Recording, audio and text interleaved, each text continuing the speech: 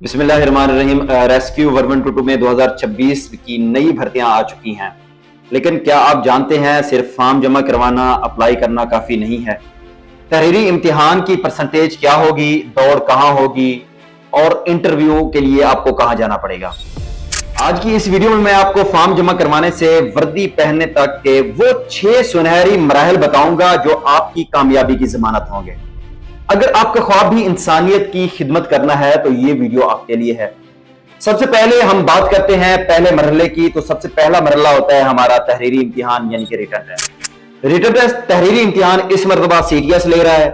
इसकी स्कीम की बात करें तो 40% आपकी जॉब से मुताल्लिक सवाल होंगे, यानी अगर आप EMT भर्ती हो रहे हैं या आप ड्राइवर भर्ती हो रहे हैं या आप FDR भर्ती हो रहे हैं तो आपकी फील्ड के मुताल्लिक 40% सवाल आपसे किए जाएंगे और आपके यानी कि रिटन टेस्ट में आपसे पूछे जाएंगे। और इस टेस्ट में 20% आपसे अंग्रेजी की बुनियादी ग्रामर के मुतालिक आपसे क्वेश्चन किए जाएंगे और इसी तरह 30% आपसे आपके IQ लेवल और आपसे जनरल नॉलेज के मुतालिक सवाल किए जाएंगे और इसमें 10% इस्लामियात और मुतालिया पाकिस्तान के मुतालिक होंगे।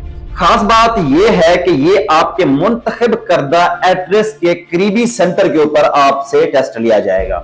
अगर हम इसके दूसरे मरहले की बात करें तो इसमें जो है दूसरा मरहला है वो है आपके नफ्सियाती टेस्ट का साइकोमेट्रिक टेस्ट। साइकोमेट्रिक टेस्ट भी आपके तहरीरी इम्तिहान के फौरन बाद उसी टाइम के ऊपर आपसे लिया जाएगा। इसमें आपकी शख्सियत का आईना जो है रेस्क्यू 1122 देखना चाहता है कि भी आपकी शख्सियत किस लेवल की है।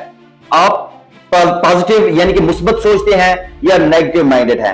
तो इस साइकोमेट्री टेस्ट का मेन मकसद भी यही होता है कि वो आपकी शख्सियत को देखें। तो इस टेस्ट के अंदर आपने सच बोलना है और मुस्बत रहना है और यही सच बोलना और मुस्बत रहना ही आपको पास करवाएगा।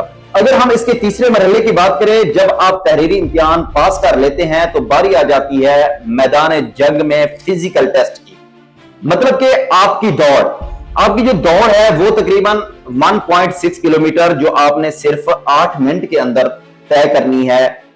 तो इसके बाद जब आप ये दौड़ पास कर लेते हैं फिर आपकी पैमाइश होगी, कद होगा। आपकी कद जो है तकरीबन इसके अंदर 5 फुट 6 इंच जो इनकी रिक्वायरमेंट है और इनकी जो चेस्ट छाती इनकी रिक्वायरमेंट है वो 33 इंच होनी चाहिए। ये टेस्ट भी आपके मुंतखब करदा करीबी सेंटर पर मुनक्किद किया जाएगा। इसके बाद चौथा मरहला आ जाता है। चौथे मरहले में फिजिकल आपके टेस्ट के बाद आपकी सेहत का मुआयना होगा। इस बार इश्तिहार में 2 चीजें अहम हैं। एक तो है आपका BMI आपका वजन कद के लिहाज से ज्यादा नहीं होना चाहिए। आपकी BMI तकरीबन 30 से कम होनी चाहिए और आपको किसी दूसरे शहर जाने की जरूरत नहीं है। आप अपने ही जिले के डिस्ट्रिक्ट हेडक्वार्टर से hepatitis B, hepatitis C, HIV और दीगर जो उनके जरूरी टेस्ट हैं मेडिकल के अंदर वो आप करवा के इसकी रिपोर्ट जो है वो आप जमा करवाएंगे। आपके मेडिकल टेस्ट के बाद अब आता है आखिरी और सबसे अहम मरहला। ये तमाम मरहल पास करने वाले उम्मीदवारान को बुलाया जाता है इमरजेंसी सर्विसेज एकेडमी हेडक्वार्टर ठोकर नियाज बेग लाहौर, जहां ऑफिसर्स का पैनल आपको आपके इत्मीनान और महारत को बरह रास्त परखेगा।